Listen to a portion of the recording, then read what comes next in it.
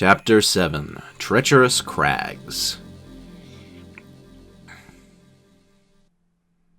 Before we get started, important. The ending cutscenes for this chapter contain themes of SA and violence against women.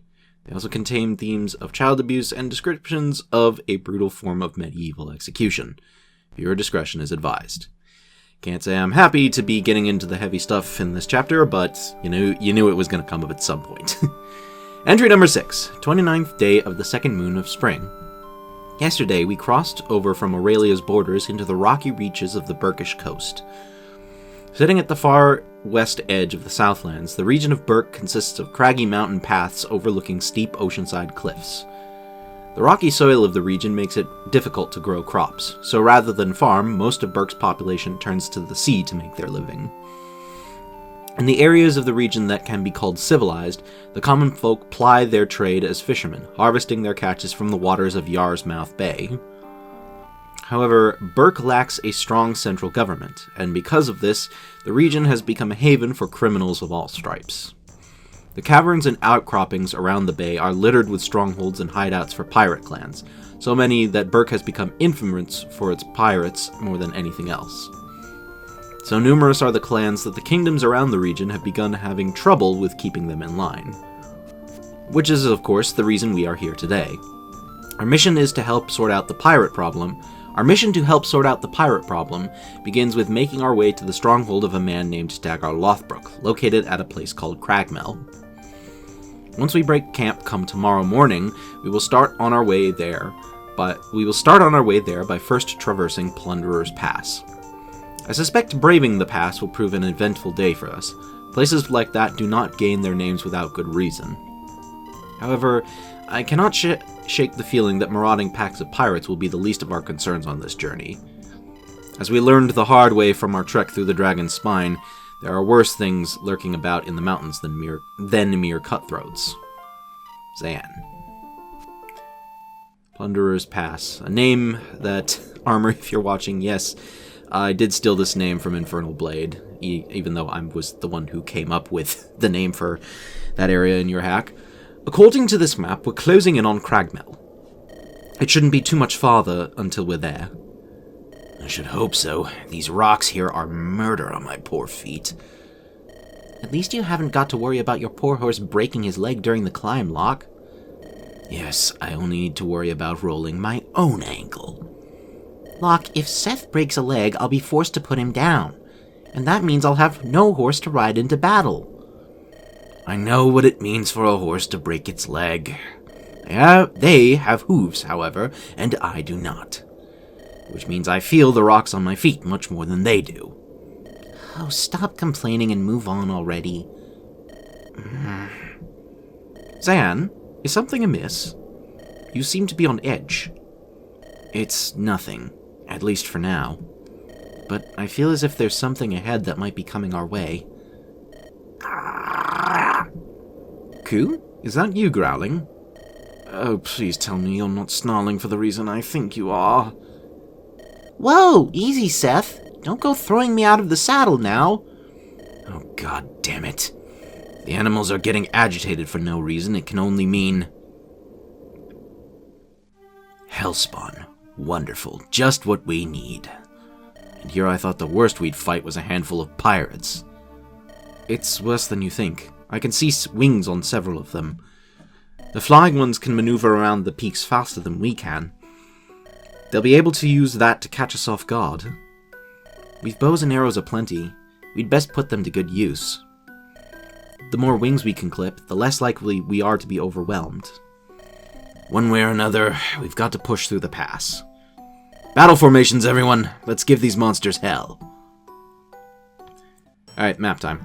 So, we have 14 units at our disposal, so if you had your chapter your party selected for the last chapter, you should be more or less set to go here. Now, I'm actually going to go over the map first before I cut away to do preps. So, this map is another map created by Orowolf, but initially it was made with a very different tileset in mind, and so I had to basically edit the map to work with this custom mountainous region tileset. I'm admittedly not super happy with how this tileset works. I think that some of these mountain tiles do look like a little bit like it's kind of obvious where everything is laid out, and it doesn't always look great. But, you know, I mean, the tileset itself is not necessarily terrible looking. But anyways, this is another monster map. We have the usual fare of, you know, imps, spiders, lizardmen, flying eyeballs and such. But we also have the introduction of gargoyles, winged demons who soar through the sky, stabbing their prey with spears. And we also have the Strigoi, the promoted gargoyle, a gargoyle whose skin has been hardened to stone using fell magic. Promoted gargoyles, the Strigoi, can use swords in this hack. It's kind of a last-minute addition to this patch, because it turned out that TerraSpark had the... they're using the same promoted gargoyle animation, updated promoted gargoyle animation that I think TerraSpark made. And it turns out that TerraSpark made a animation for them using swords. I thought that was cool, and I decided to borrow it. And we also have nightmares, half-human, half-horse chimerae who carve up humans using axes, then feed upon them. Now, if you played Darius the Conqueror, you'll remember that centaurs were a thing in that, and they were sentient and sapient. If I were to do this, if I were to be able to make this project completely to my liking, then, you know, with unlimited resources and the ability to commission graphic artists whenever I wanted, I would probably have these have like a custom battle animation and not have them be centaurs. That's my idea for it anyway, particularly when you see what these promote into and what I chose to name that class.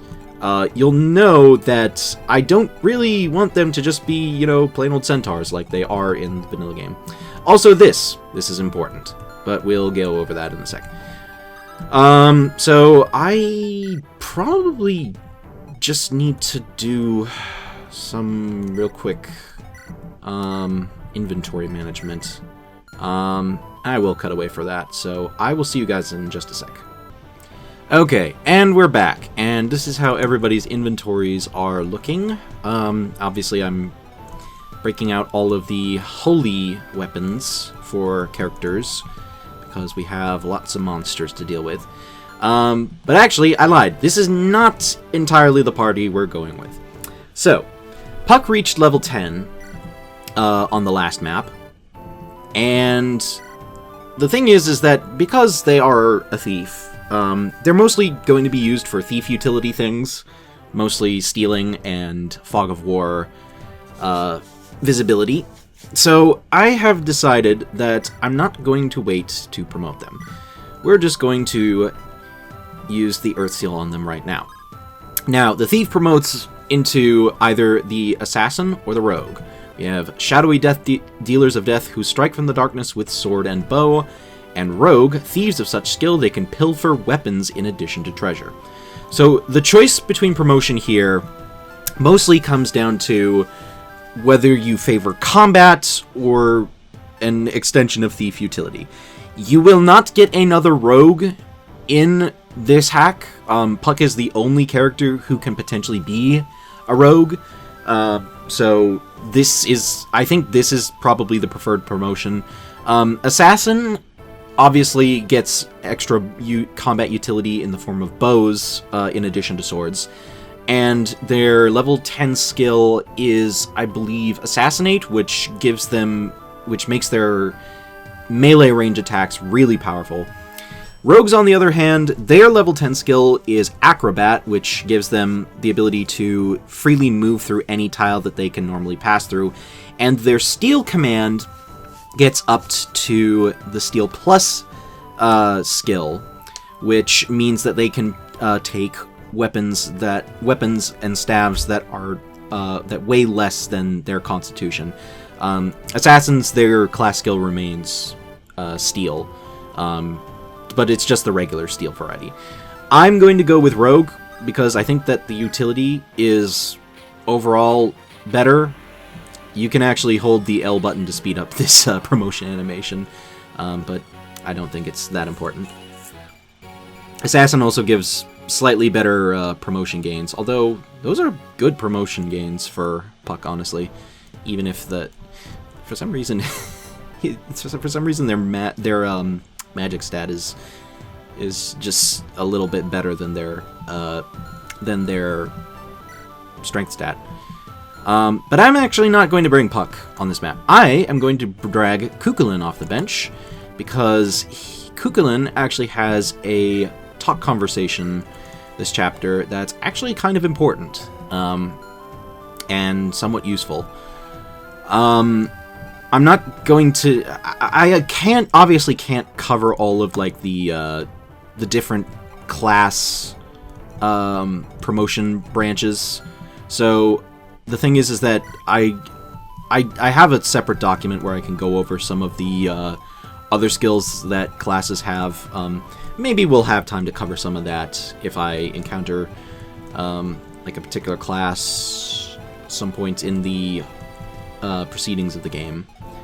But I have wasted enough time here, so I think we should just get going.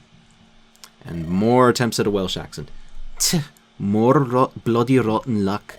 Bad enough that Artemia and Betsy got snatched while my back was turned. But now these ugly blighters come slithering out of the mountains. Oh, Temperance, I can only hope you're somewhere safe. If only you and I could have talked to each other rather than arguing. No, stay strong, Nemu. She's out there somewhere. So long as I can keep myself alive and well, I'll find her. If these bastards want my blood, then they'll lose theirs. Come, you devils, and learn why men call me the Witch Queen. Alright, so she mentions Temperance, and that might just be a clue as to how she is recruited. So, first things first, we have to... This is a route map, and as a route map, it's devoid of any enemy reinforcements, so you won't have to worry about that potentially clogging the map up and making things slightly tedious. Now, the first thing, order of business, is most likely just going to be hit some of these monsters with holy weapons to take some of the pressure off Nemu. I've seen this name be pronounced. It's obviously a mythological reference to Arthurian legend, but I've seen this name be pronounced either Nemu or Nimue, and granted, when it's pronounced Nemu, that comes from like 4Kids era Sonic games, so I take it with a grain of salt, but I personally like saying Nemu better than Nimue. I think it just sounds nicer of a name to say. Alright, so the thing is that we have a fair amount of enemies clustered around the beginning, particularly these Moguls, who are going to potentially be a little bit of a pain in the butt. Alright, I'm gonna start by having Locke's close to a level up, so he needs steel weapons to get a kill on these guys. If I attack from range, yeah, it's not any different. Might as well use the steel weapons then. Yeah. These monsters are around the level 10 mark, I think, so they may or may not have some of the level 10 skills. These guys are level 8, never mind. I'm saying that because I know that the Revenants have a level 10 skill that reduces Avoid, but in Locke's case, he gets to level 10, speaking of level 10 skills, and he gets Darting Stance, plus 6 speed when foe initiates battle. That is the level 10 skill for the Mercenary class. Tiresias, I don't really want you sticking your dick out too much. Oh,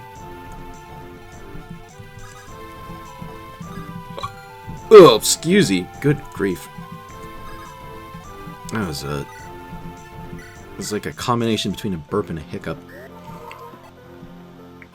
I've been watching a lot of like Twitch streamer rage clips lately, and stuff like that, and also some like old Smash Bros. Melee clips, and and like there was one Smash Bros. Clip that, like, I've seen it a few times before, but it never fails to make me laugh, where it's like a guy falling out of his chair, and like he stumbles back a whole bunch, and I watched it today, and it made me laugh so hard that I started getting the hiccups, which is a thing that happens to me sometimes. Alright. Holy Sword. I don't actually need to use this, but I'm going to do it anyway. Get over here. Now, Joan, you go over here and equip the Defender, so you can defend with great efficiency. Oops, that's not what I wanted to do. Iron Lance, yeah. Meanwhile, Altair, you... Oh, good grief. Altair, your stats are not looking hot. Hold on a second. Where's... Okay. We'll give Altair a little extra support with his sister. And unfortunately, we can't take advantage of it, because they're not in range for supports to activate. That's unfortunate. But hey, at least we can pick him off with the longbow. All sorts of tech at your disposal. I'm just gonna use this Pure Water on Tiresias just in case there's any Moguls that... Any of the Moguls are... Okay. They're not in his attack range. That was pointless. What's not pointless is... Well, let's first get Muhammad a little closer to the action. And then have Cuchulainn talk to Altair. You certainly seem energetic today, Cuchulainn. What's that? You feel your bite has gotten stronger? You certainly have been putting your fangs to good use of late. You know, on the bench. A stronger bite will serve you well in the battles to come. Our enemies are growing stronger every day now. We must grow stronger in turn to keep pace with them. And Cuchulainn gets the White Fang, which is a secondary... weapon for him. I don't have a way of checking its stats at the moment, but I think it actually gets I think it's actually like 13 might, I believe. It's like 13 or 12 might. It's mainly just a more powerful version of his Fang, but it's also a little less accurate to, you know, keep it balanced. And Ku has terrible HP, obviously, because we have not been using him. But he does have the utility to... He does have a good speed, so I'm getting my words messed up because I'm maybe not as awake today as I should be, which is impressive given that I didn't basically... Well, I wouldn't say I did nothing all day. I was editing the last chapter video, which is going live which has gone live, or not gone live, but it's been uploaded, so it's ready to go at earliest possible convenience. And I notice that, yeah, this is so weird. Like, Altair, like this, the thing is that, as you can see, Altair has 6 support conversations worth of supports, which, like, it's weird. Like, I swear to God, this increase the limit of support conversations that a character can have patch is so bloody inconsistent. I do not understand it. You know what, Ku? I want to quickly demonstrate His Fang does 9 damage, and his White Fang does 15 damage. So it's a pretty substantial power increase, but it is a little bit less accurate. You can see that the accuracy is not perfect, which admittedly is not that big of a deal when it's only 4%, but it is something worth keeping in mind.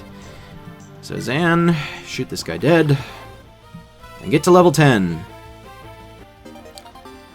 And he learns his class level 10 skill, which, if I can get to the correct screen, is Aether. First strike absorbs HP, second strike negates defenses. Skill divided by 2% activation. So, proc skills are... Oh, for fuck. That was weird. My keyboard just randomly decided to keep the right key pressed down and made it impossible for me to scroll over. That was a little weird. Anyways, so proc skills. I've said before that my big thing with this hack was that I wanted to not have proc skills on enemies if possible. But I am keeping them on... I am being a little bit more sparing with how they're used. So Aether being a thing is really... It's really only going to be a thing on, like, the Lords. And Cyan gets it. The one thing with Aether is that it does interact kind of poorly with the Liquid Ooze skill that some of these monsters have, because the first hit drains HP, and that means that if the skill procs when you're fighting like a Mogul or one of these assholes, it'll end up dealing... it'll end up causing Zan to take damage, which is a little unfortunate. Ugh, excuse me. In the meantime, Terra, you can nuke this guy.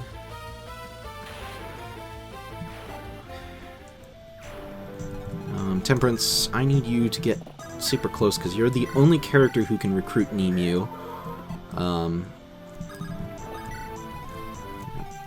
Corin, you're not too far in range. Now, this Hellspawn White Archer here, he does drop a rune bow, which is the magic bow, as I think I mentioned in the last chapter. Couldn't pick off this guy. And no speed, but that was a good level up. And you get to level 10, and you learn the Cavalier's level 10 skill, which is Savior, can rescue without penalties. A handy skill, but not one that I feel that I will be able to make too much use of, honestly. Now, Victor, I'm actually going to have you go to this house, because this is kind of an important hint to have. Dark magic and monsters make for strange bedfellows. Contrary to what some might think, the Eldercraft is not an inherently evil form of magic. Monsters have no immunity to its effects, so it kills them just the same as light magic does. But the spell known as Nosferatu, the one that drains blood from its target, it's probably best not used against monsters. Hellspawn blood is toxic, and ingesting it will harm you. All that said, druids and witches have the ability to siphon the mana of those they kill. That won't hurt you if you kill a monster. Just be wary of equipping a Nosferatu tome around them. Yeah, and you'll actually notice, if I can show it off real quick, that Nemu has a Nosferatu tome that she can't use. She's literally one weapon EXP away from being able to use it, and that's by design so that her AI as a green unit is not using it and getting her hurt and or killed while she's, unfairly.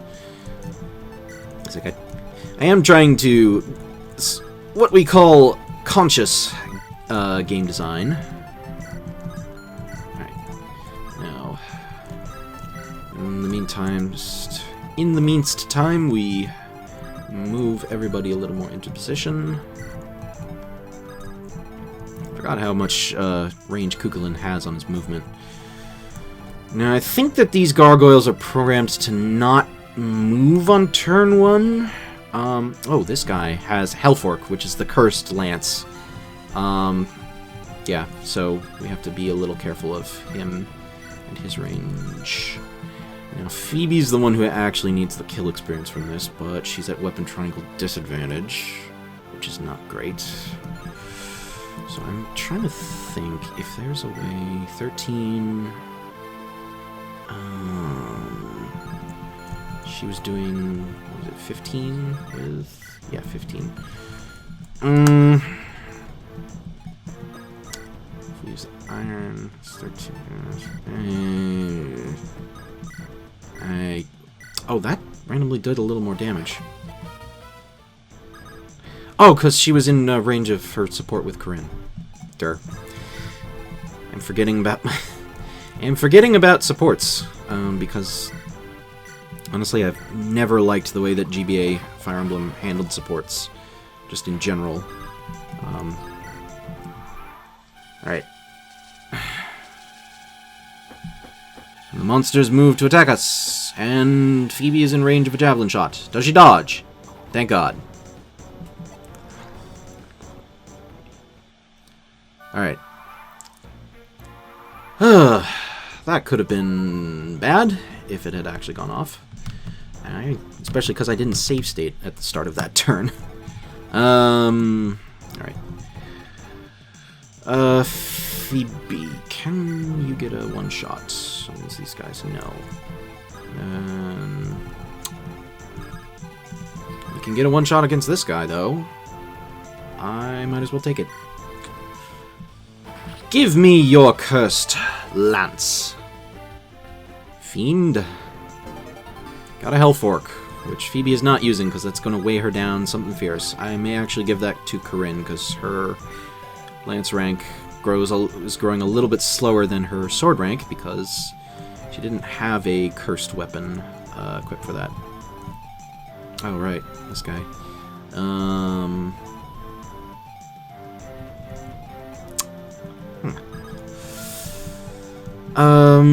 I don't necessarily want to be giving Bologna a ton of experience, seeing as she's the highest level member here, but I don't really have a good alternative, so bonk. And then let's just go ahead and get Nemu recruited. Talk. Temperance, is that you, my darling daughter? Oh no. Why must we reunite here and now of all places? Ahem. Hello, Mother. Oh, Temperance, you're alive, well, and in perfect health. Sweet, merciful Mother, am I glad to have finally found you again. Ugh. Please do not squeeze me so tightly. Lord above, you are strong enough that you could crack me ribs. Perhaps I'd not be so tight with my grip if you'd bothered to ride home once in a bloody moon. I'd have appreciated proof you were not lying dead in a ditch somewhere by the side of some Southland road. Have you already forgotten why I took my leave of the coven, Mother?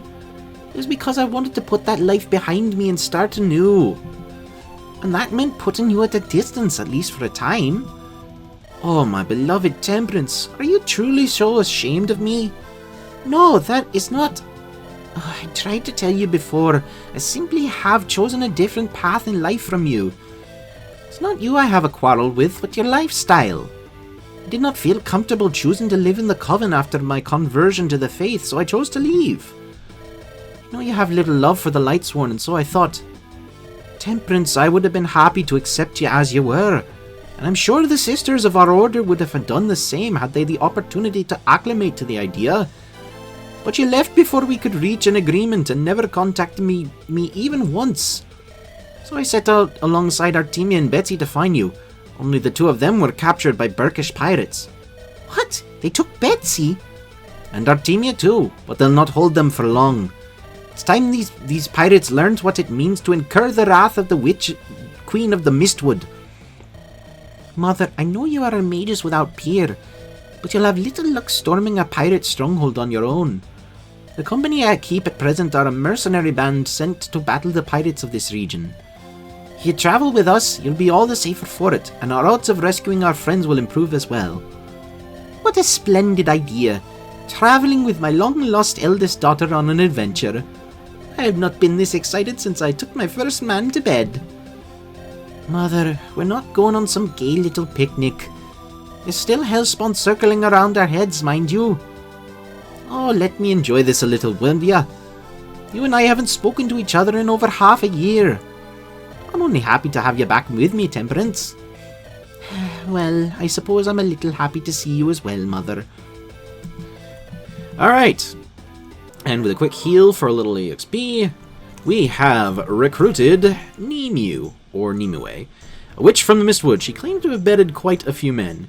She is a witch, which is essentially just the gender swap of the druid class. She comes with basically a C rank in dark magic. Her loadout is the basic Noct Tome, aka Flux, and the Nosferatu, which is not going to be super useful in this map, in no small part because its waves are down. And these are her base stats, and these are her growths. 25% magic, 25% strength, 65% magic, 50% skill, 55% speed, 30% luck, 25% defense, and 55% resistance, and 75% movement. Her personal skill is Demoiselle. Male allies within 2 tiles receive -2 damage. The witch's class skill is Swap, and she comes with the level 10 skill Life Taker. Restore up to 50% HP after attacking and defeating an enemy. Now, Nemu is not necessarily a bulky ROM hack shaman / druid / witch, but she is, you know, I do enjoy my dark magic users, so naturally I think she's pretty fun to use. As stated before, she does come with, she does have like her weapon ranks set a specific way so that she's only using Nosferatu when you have control over her. Which, you know, I think you'll probably find that helpful. Right. I can't deal with this guy as well as I might like, but I can do a little bit of damage to him with Victor. The defender. Wow. Even with the weapon triangle advantage boosts, you still take less damage using the defender. Although you... wow, you actually hit that. It's impressive, actually. We're gonna have to get everybody kind of caught up to the rest of the main team. There's one thing I have an issue with this map. I think I did an okay job with this map, but the one thing I have an issue with is that I think I didn't do... I think it is a little bit turtley, and the terrain does kind of get in the way at points. It's not that big of an issue, but, you know, I'll leave it to you to decide how good or not this map is. This imp's movement range. Okay. I won't put Mohammed in range of him. Instead, I will have Corinne, specifically, go and visit this village. Take a gander at this beauty of a spear. It was designed specifically to be thrown, and thrown great distances, and it's marvelous for that purpose. Of course, it's much too brittle to be of use in close quarters combat, but for picking off weakened foes or keeping yourself out of range of trouble, there's nothing better. Well, except maybe a longbow, but not everyone can make use of that. Here, you look like you need it more than I do. It's the Sonnion. Sonnion, as I stated before, is the 2 to 3 range, long-range throwing spear, which Corinne cannot use because it's B rank, and she has C rank lances. Sonnion was originally, fun fact, was originally supposed to have less might than a javelin, and kind of just be there to pick off weakened foes, but I ended up deciding, kind of on a whim, that was stupid, and I ended up changing it back.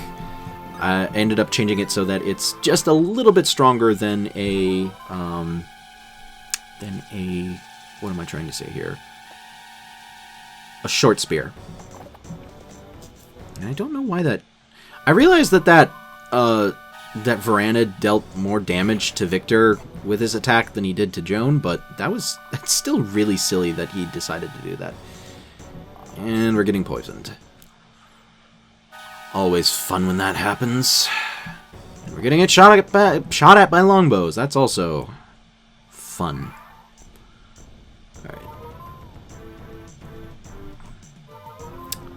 Okay. So we need to sort this mess out. And fast. Altair, what is your... You get the kill with the Smite Tome, but not very good hit rate. Oh, this is actually a bit of a situation. Man, my hit rates are not good, because these enemies are all bunched up on this terrain.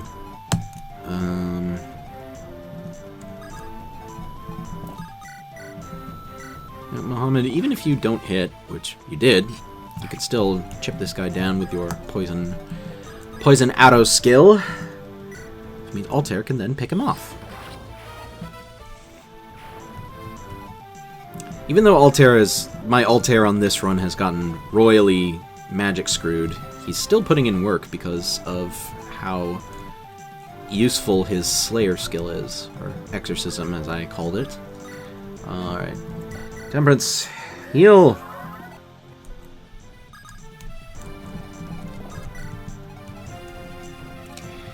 And then you can pick off this longbow user. And you get to level 10. And you get the rune bow, which you're not going to use. And the Pegasus Knight level 10 skill is Desperation. If HP is below 50, double attacks occur immediately. My idea for Pegasus Knights is that they'd actually have a skill similar to Alacrity from Fire Emblem Engage, but I don't really know how to go about programming that into the actual thing. This 10-car, like fucking 10-car pileup that's going on. I want to see how.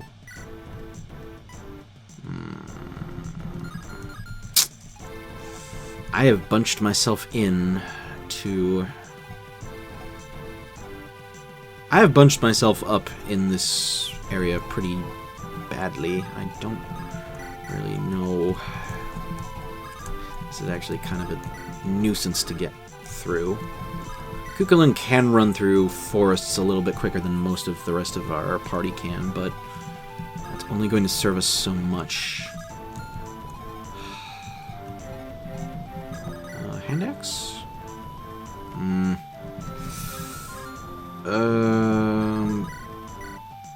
You know what? I will try using it. And I miss. Oh, and we double miss. That's what I like to refer to as a binding blade moment. One of my little jokes about Binding Blade is the hit rates in that game are so infamously terrible that, you know, I joke that any instance where where you either have both characters missing their attack, both combatants missing their attack, or an instance where you what am I trying to say here? Where both combatants I can't fucking talk today. I don't know what's going on. Emu, just take this guy down. And avoid reprisal, and get to C rank Dark Magic. So you can... Oh, you get the kill! Huzzah! And Joan gets B rank axes. Because she's using Iron Axe, which gives her extra weapon EXP. Right. And in the meantime, Mary, I thought you had a restore staff. Wait, what? Hang on a sec. Oh, because you're not actually in range of... I thought for some reason she was in range of Jones, who was poisoned. That was a derp moment if ever there was one. Bellona. You could potentially kill this spider if you hit, which you do not. Yeah. It's my little... As I was trying to say earlier, before I got derailed by my inability to talk, any instance I have where you have a character you have both combatants missing their attacks. I refer to that as a Binding Blade moment. Because the hit rates in Binding Blade are so notoriously bad that you're likely to have a lot of cases where both combatants will end up missing their attacks. And Ty gets targeted by this nightmare, who he doesn't double, because they actually have decent speed. Alright.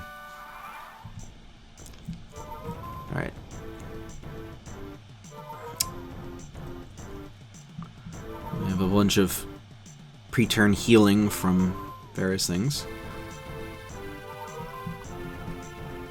Okay, can we speed through these animations? Including everyone getting damaged by poison. Alright, so there's still a decent chunk of the map left, but I think we're mostly through, like, all the really rough stuff. Emu has a talk conversation with Altair that I want to get. I should probably start trying to level Joan up a little bit more. But, like, she can honestly get a decent amount of EXP just from, like,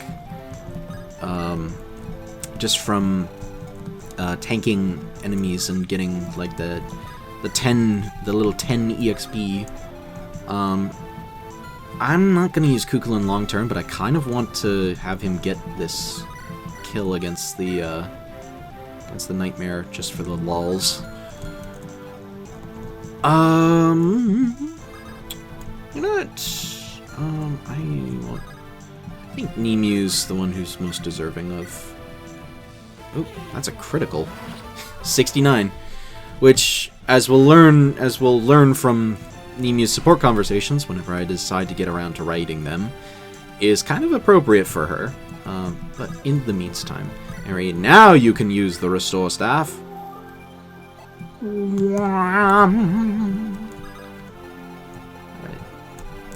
Now, this ghoul over here has an earth seal that you can steal. I was about to say an earth steel that you can seal.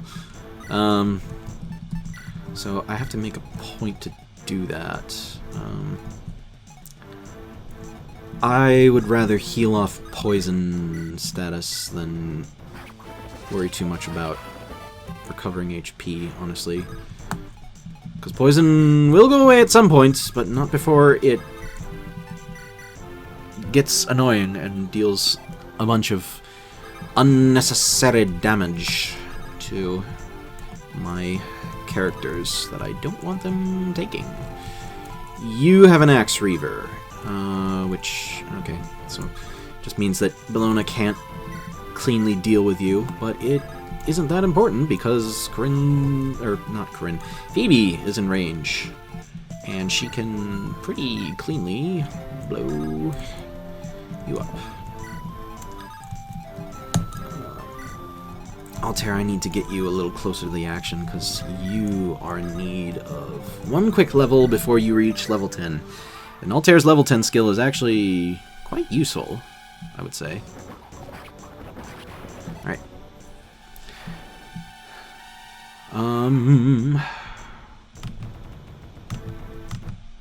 This is another turn of... Yeah, this is a bit of a turtley map, so I'm not entirely sure I'm happy with it, but I also kind of don't know the best way to I kind of don't have any great ideas on how to improve it that much. Alright, Joan, you just keep the defender. I don't mind if you take a hit from... if you can't counter that javelin guy, because that means I can feed that kill to someone who needs it more. Actually, I don't want to put you there. Yeah, you would get bopped. And I don't necessarily want that.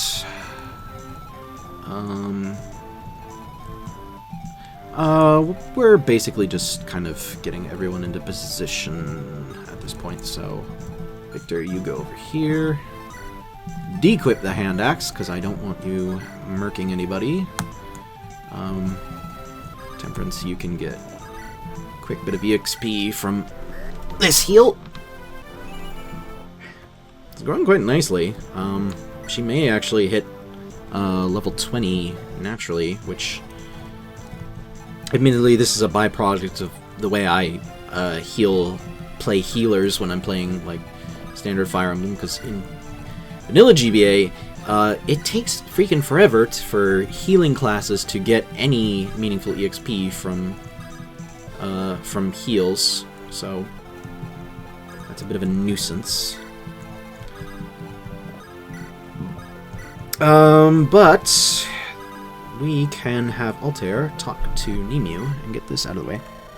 Well, hello there, handsome. Aren't you a specimen? Hair of silver and eyes of violet. I'd heard tales that the blood of Dragovians still flowed in some veins. Begging your pardon, madam, but if you could not guess from my robes, I am a man of the cloth, sworn to a vow of everlasting chastity. Oh, I see. Fool I am for not noticing sooner. And what of you? You have the look of a witch. That is because I am one. Queen of the Mistwood Coven, as it happens. Will that be a problem, Lightsworn? No, not at all. I was merely curious. Mistwood Coven, you say? That's the one Father Tauren likes to visit. He has nothing but praise for the skills of you and your people. Oh, so you must be that young apprentice Tauren speaks so highly of. Bless that man. He's a sweetheart, that bishop. One of the few Lightsworn I've come to truly respect. Pity more faithful aren't more like him, really. I take it you've not had the best impression of our order, then? In my experience, for every man like Tauren, there's at least 4 more Lightsworn who are the opposite. Judgmental hypocrites who won't even consider you a human if you don't pray to their god. I find it easier not to trust those who consider themselves faithful, frankly. Come now, surely a handful of rotten apples aren't proof that the tree is rotten too. Surely our creed is not to blame for the attitudes of the misguided and ignorant. So you might claim. Yet your faith revolves around a god who would smite the children he claims to love for daring not to praise him. A god who names the most natural of mortal pleasures as sinful and would encourage you to deny yourself them. Is it any wonder so many faithful turn into intolerant, miserable arseholes who take pride in persecuting others? It's all a matter of perspective. Certainly there are a lot of faithful who forget the Lord's chiefmost decree to love one another. And Father Tauren has often told me that denial of our basic instincts does more harm than good. But is it not true that there are some who indulge so much in carnal pleasure that they fritter all their gold away on whores? Too much of any good thing, be it food, drink, or gold, will end up doing more harm than good in the long run. Now you're really beginning to sound like Tauren. Is it a surprise that I'd emulate the man who raised me? But I can agree that we of the faith have some lessons to learn regarding showing tolerance to other creeds. There is much to be learned from the ways of the Mistwood Coven, if Father Tauren's accounts are to be believed. The herbal remedies your people have created, for one thing, they're far better at treating illness than staff healing. By which you mean that they actually treat the illness, which staves do not. I cringe whenever I see priests pretend their staves will cure diseases. They bind injuries and purge toxins, but do nothing against disease. Oh Lord, so very true. See, we think more alike than you might realize. I'm not too ashamed to admit it, Lightsworn. You're a good egg, just like your master. Yeah.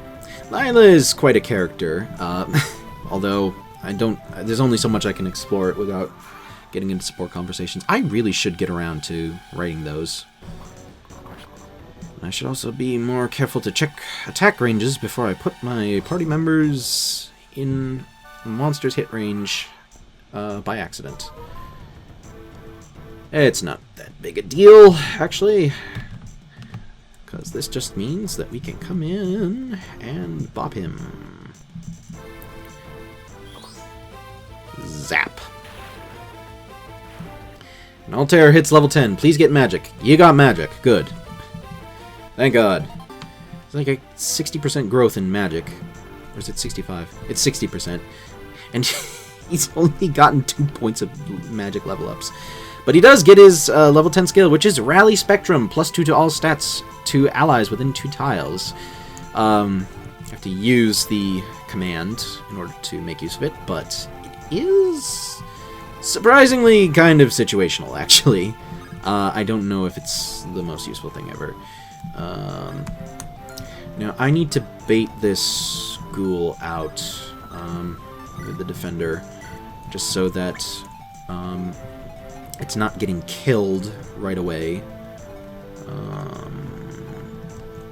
Yeah, Rachel, we haven't really used you that much. Might as well give you a quick level. Ooh, that was a completely unnecessary crit. I don't know why I keep trying to combine the words kill and crit together and making krill. Maybe it's a sign that I should play, that I want to secretly play Gears of War? Actually, no. I will answer that right away. I don't want to play Gears of War, although, to be fair, I would probably enjoy Gears a little bit more than I would, like, a first-person shooter, because, especially since I've gotten around to playing the third-person shooter Resident Evil games, and I actually quite liked those. Or at least I liked 4 and 5, which I have not played 6 yet, because I am not really sure if I would like it very much. Kryn... I don't want to get... I want to build up Corinne and Bellona's support with each other. Not necessarily Corinne and Phoebe's. The ghoul does no damage, but he also doesn't get doubled, which is... I mean, I realize it's because night, at least partially, but it's also kind of sad. Just a little sad. Now, thankfully, we can use Kukulin to go ahead and... Well, actually, I have to save first. So do that real quick. And then, Kukulin, you go ahead and steal the seal.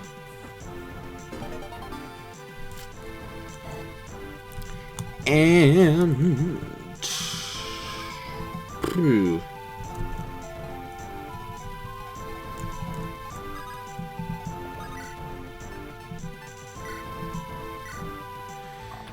Rachel, that is actually not a great damage.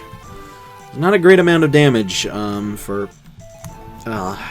you from that guy, because you were in range for him to counter.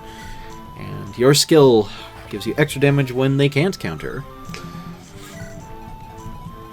Alright, who do I want to give this kill to? Because ghouls are a handy-dandy source of experience. Joan, you...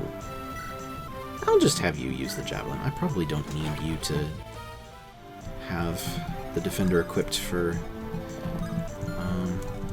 Well, actually, this guy's a sword reaver, so not that big a deal. It's like I'm going into these and forgetting everything about my own maps. Corin, you could use the Holy Sword. Do I actually want to do that, though? I kind of would rather let Mimiu get her some training in.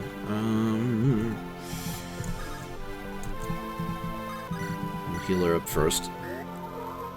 Can't really use the Nosferatu tome on this guy because he has Liquid Ooze as his class skill. And also I should, I don't know if I've gone over like any of the monster level 10 skills. Well, admittedly they don't have all of them in this chapter because some of them were not level 10. I think I'll just have Nemu get a hit in. Get hit EXP, and then we can have one of these guys come in and get the kill EXP. Altair, you can just rally to give everyone a little bit of extra stats, just for the hell of it. And then... yeah, Corinne. Bop him. Getting a lot of strength. Not a lot of speed, but... like, what is your growth? Yeah, you have more speed growth than you do strength growth, but you've been getting more strength than speed. It's kind of funny. It's maybe not entirely unexpected for growth rates to not pan out entirely as you expect them to. Ty, you can equip the Air Caliber Tome and then swap, just in case. Now, this boss, Strigoi here, has a droppable body ring, but it also has the Bowbreaker as a personal skill. Gargoyles have Liquid Ooze for their class skill, and their level 10 skill is Pass, which can make them a little bit of a nuisance to deal with. You'll also notice that, I think I went over this, monsters have 20 con. I may have talked about this before, but monsters having 20 con is so that I can make their monster items be 20 weight, so that it's impossible for 20 to 25 weight, so that it's impossible for Puck to steal their monster weapons, because that would be a little silly. This guy goes for Victor and gets bopped. Or if not bopped, then at the very least... Oh, I was in range of that guy. And thankfully, Tiresias just gives him the finger and jumps up to level 11. Which, that's nice. Although not entirely how I wanted that to play out. I kind of would have preferred to have a little bit more choice of who actually got the kill experience for that.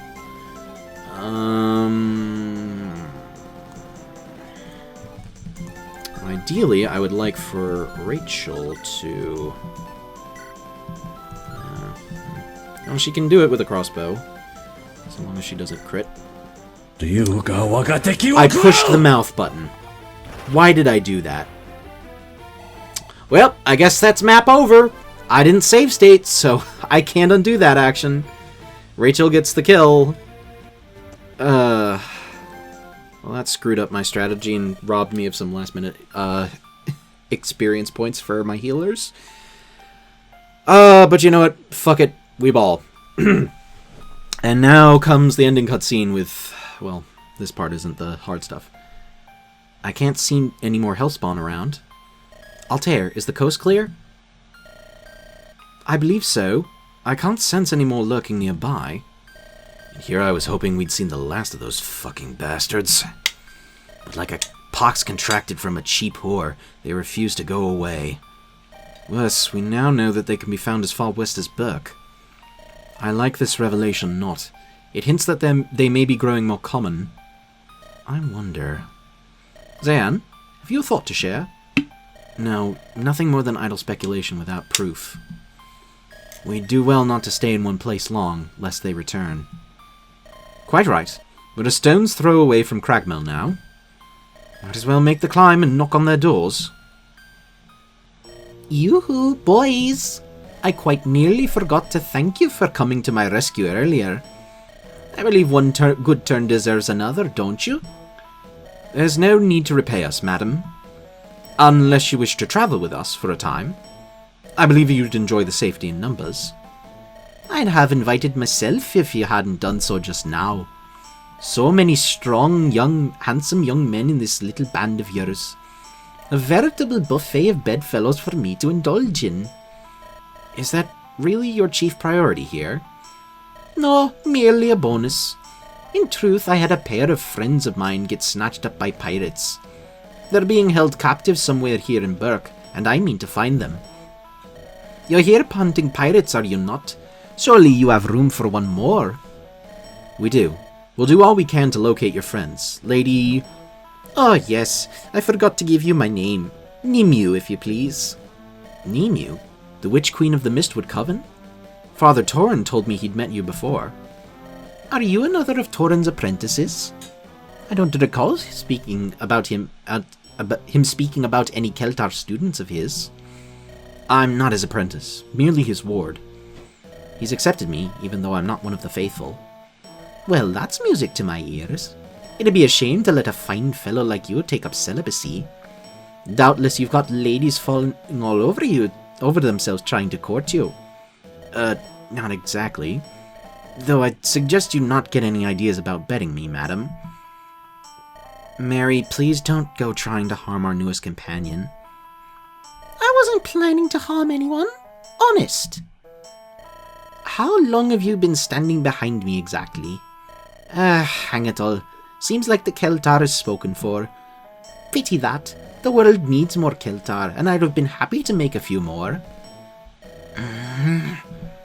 Sorry, a jape in poor taste. I'm no homewrecker, and I know not to stick my nose where it's not wanted. Your little lady is quite a pretty one, though. Can't say I'm not jealous. She's certainly quite the character, that one. There are many more colourful words I'd like to use to describe her. But she's sensible and kind enough, so I'll give her the benefit of the doubt. She should prove a valuable ally, if nothing else. Father Torin claims she's among the most talented magi he's ever met. I have a feeling she'll be more useful to us than not. But really, Mary, there's no need to be so hostile to other women.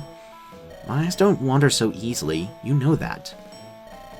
With a woman so scantily dressed, one cannot be too careful.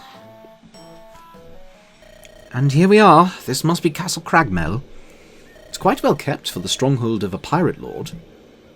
I've often heard men call Dagar the Duke. It's rumored he's a man of class and fine taste. Well, he certainly keeps a fine abode. Look, the gate is opening. That must be him coming to greet us.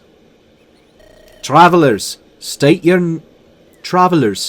name and business with Duke Dagar. Peace, soldier. I've been expecting this lot. Tell me, are you the merry men that King Marcus wrote me about? That would be us, yes. A band of sellswords, just as he said they'd be. Perfect. Men, arrest the lot of them.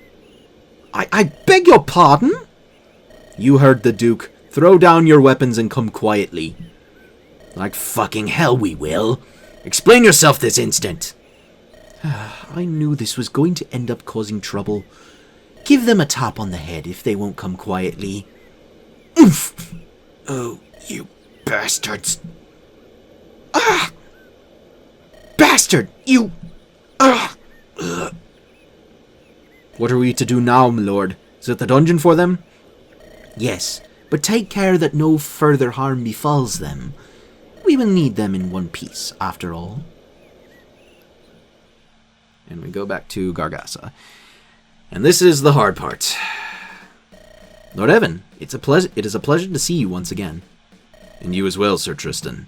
You seem to be in good health. I trust my brother is not running you too ragged drilling his army. I am kept plenty busy, but the work is fulfilling. The king has stated that the day of reckoning is not far off, and so our soldiers must be prepared. Ah yes, Ivan's day of reckoning. He really does intend to go through with that plan. Is something the matter, Uncle? Nothing that must needs be discussed at present. Tristan, it has been some time since you last attended court. It has. I am told that before we discuss our plans for the Day of Reckoning, the king intends to try a criminal. Right. Unless my memory is failing me, you've not attended a criminal hearing for many years, correct? I am told that King Ivan has become increasingly heavy-handed in his punishments for criminals. He's always been obsessed with improving the moral character of Valaka's people. Yes, and he claims his draconian punishments are in service to improving Valaka's morals. I will warn you, Tristan, you may find what you see in court today will upset you. Oh, pish-posh, Uncle. Sir Tristan is a veteran of war and battle. I highly doubt he'd fade at the sign of a criminal's blood being spilt. That is not entirely what I mean. But belay that, I can see my brother approaching. And he's brought his other two hounds along with him. Joy.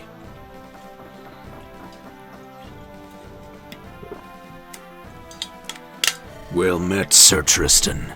And you, brother. Peter, I hope you will be paying attention during this trial. You will need to learn much from it. As you wish, Father. I promise I shall not disappoint you. For your sake, I hope you mean what you say this time. Generals Knut and Rykov? Sir Tristan, it is quite the honor to have you with us in court. The honor and privilege is all mine, I assure you. How I do love a good criminal hearing. No better feeling than dispensing justice upon the filth of Gargassa. From what I've heard, this trial's bound to be quite a spectacle. What is the nature of this trial and the accused, I might ask? You will see in time. Father Macarius should bring the plaintiff soon enough. Let us go and take our seats next to the king. Yes, right away. Your Eminence, with your permission, may we begin? We shall. Bring forth the accused. This vile young girl was seized in the city square today by Lord Rykov and his Knights of the Red Hand. They caught her attempting to purchase and consume wormwood tea from an illegal store in the city's alleyway. As you know, wormwood tea is considered contraband, its purchase illegal throughout the Holy Valakan Empire. I see. And how do you plead to these charges, girl? What choice do I have? Guilty, Your Eminence. I am guilty of the crimes of which I stand accused. Young lady, do you know what the purpose of wormwood tea is? What it's used for? I do, Your Eminence. Then state what it is used for. Speak it aloud before the ears of God and my court, so that we may all hear you. It's used to terminate a pregnancy, my king. So you knew the tea's purpose and still sought to purchase and consume it? This can only mean you are using the tea for its intended purpose. Is that correct? I admit it. Foolish, wicked harlot. The accused admits to seeking a way to rid her womb of a growing child. A blatant violation of the laws of men and God. It was by the immaculate design of the Lord of Light that women were blessed with a womb. The Lord ordained that their purpose is to create and nurture new life and bring it forth into the world. To deny your body of its purpose, and worse, murder a child before it can be given the gift of life? It is a blasphemy of the highest order, a flagrant show of disrespect toward our Lord. Do you understand the weight of your crimes, whore? You don't understand. I had no choice. No choice? No choice? No choice but to disrespect your husband by murdering his offspring? Or perhaps you are an adulteress who got yourself with another man's child. And you chose to hide proof of your cuckolding to continue your debauchery? You have it wrong, O mighty king. I have no husband. I'm not old enough to be married, nor would I ever sleep about. It was those two behind you, the one in the red and the black wyvern tamer. They came to my family's shop, locked me in my bedroom, and pushed me to the wall. And then they... She is a liar, O glorious king of Gargasa. Her mouth is full of nothing but lies and deceit. Please, O gracious King Ivan, you must believe me. Enough!